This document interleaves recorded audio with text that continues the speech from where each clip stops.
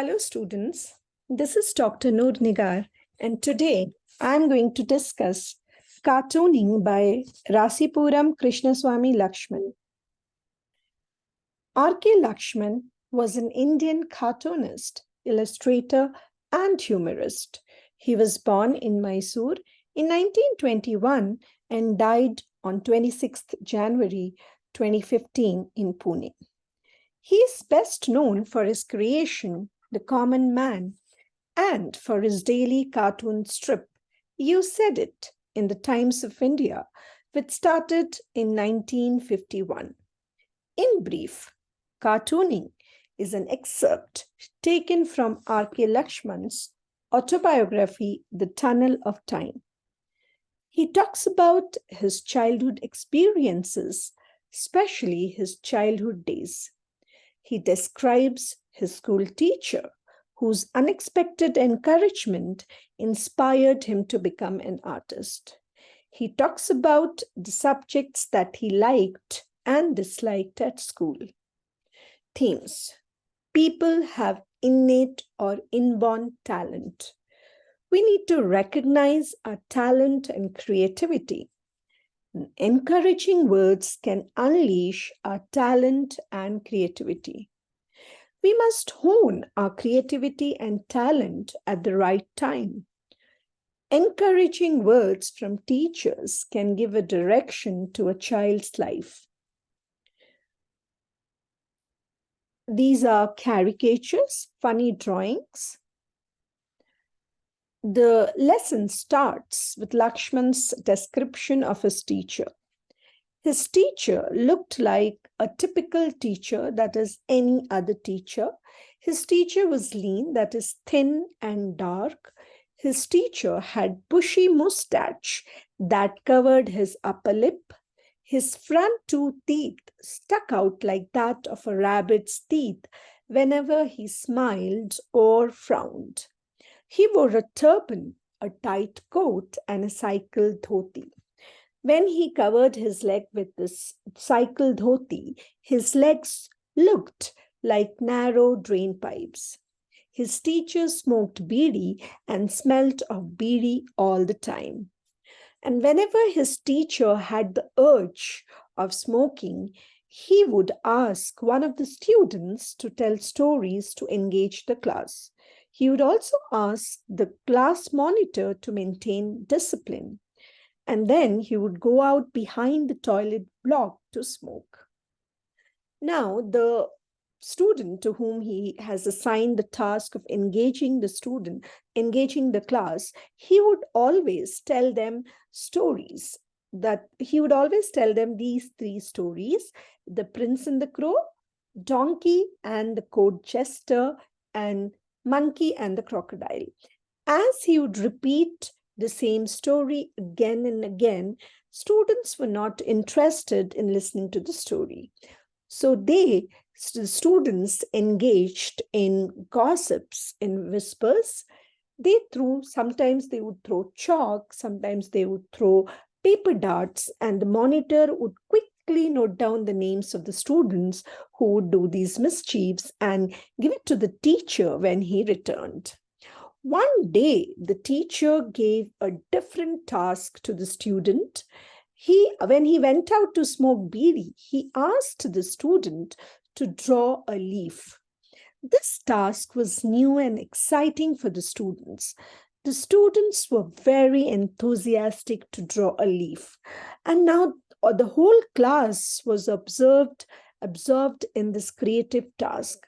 There was one boy who drew a banana leaf, and the leaf was so big, it went out of the border of the slate. And there was another boy who thought for a while, and he could not imagine a leaf, and he declared that he is going to draw an elephant. Now, after the teacher returns, all the students queue up in front of the teacher to show him their drawing. The teacher critically examines the drawings of the students. He would murmur comments and give marks to the students. Sometimes he would also twist a boy's ear or hit another boy on the leg. Now it was now Lakshman's turn to show his drawing to the teacher. When Lakshman gave his drawing to the teacher stared, looked at the drawing for a very long time. Then he asked Lakshman if he has actually drawn it himself. Lakshman was really frightened and he stepped back in fear. The teacher then holds Lakshman's slate before the class and the teacher praises him. The teacher was very impressed by the perfect shape of the peepal leaf and the details of veins which Lakshman had drawn. The teacher says, "You will be an artist one day. Keep it up." And then the teacher gives 10 out of 10 marks to Lakshman. What was the impact of this teacher's encouragement? Lakshman was inspired by this unexpected encouragement by his teacher. He began to think himself as an artist in the making. He was quite confident that he was destined to become an artist one day. He started drawing more and more on the floors, walls, and doors of his house. And one day he saw his father sitting on a chair and reading a newspaper. To Lakshman, his father looked like a Roman senator. The fringe of grey hair circling his father's bald head looked like a wreath. Wreath is a ring made out of, flowers, leaves and all. So his father had no hair, he was almost bald, and there was one ring of hair, the hair, grey hair that circled around his bald head. And to Lakshman, it looked like a wreath. Then he sketched his father's caricature on the floor. When his mother was passing by, she looked at the caricature and she laughed at it. And then she called Lakshman's father to have a look at it. Lakshman's father was very furious, angry. He ordered it to be erased. But then the mother insisted that it should be there till it fades away on its own. Then Laxman goes on to talk about the subjects that he liked at school. He says he liked history, geography, and prose and poetry. In history, he could remember the names of villains, heroes, warriors, civilization, and centuries very easily. And in geography, he could easily remember the names of mountains, oceans, and rivers. Now, what did he learn from prose and poetry? Through folklores and mythology, he learned moral values like truthfulness, honesty, showing respect to elders, and he learned noble conduct through poems.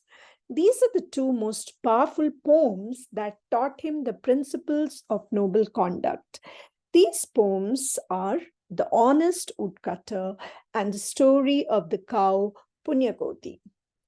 The subject that he disliked the most was arithmetic. And then he goes on to describe the arithmetic teacher whom he dreaded as much as he dreaded the subject maths. Like he was afraid of mathematics and he was also afraid of his teacher, maths teacher. Now, his maths teacher had a vertical white, red, white cast mark on his forehead that gave him a permanent frown or a permanent angry look. So his teacher had a angry look on his face, and his, the vertical red white mark on his forehead gave him a permanent angry look. And he thought his teacher resembled a tiger cub that he had seen in the zoo. Now, what happened in the maths class one day? One day, the teacher wrote some on the mathematical problems on the board, and asked the students to copy the problem from the blackboard and solve it. The whole class was busy doing the problem. It was only Lakshman who was not interested in maths, so he did not understand anything. He pretended to be busy doing maths, but actually he was doodling. Doodling means rough sketches. He was drawing rough sketch, doodling and sketching figures in the margin of his exercise book. And the teacher by that time was quietly moving between the desk and checking the work of the students. Suddenly, Lakshman could feel a piercing pain in his ear. Now, why was it? Because the teacher was twisting Lakshman's ear. Why was the teacher twisting Lakshman's ear? The teacher was twisting Lakshman's ear because the teacher could see Lakshman, draw a tiger cub in his notebook. And the teacher insisted that the tiger cub was a distorted image of the teacher and that Lakshman was making fun of his teacher. And hence, the teacher slapped Lakshman's cheek. And there was an argument between the teacher and Lakshman.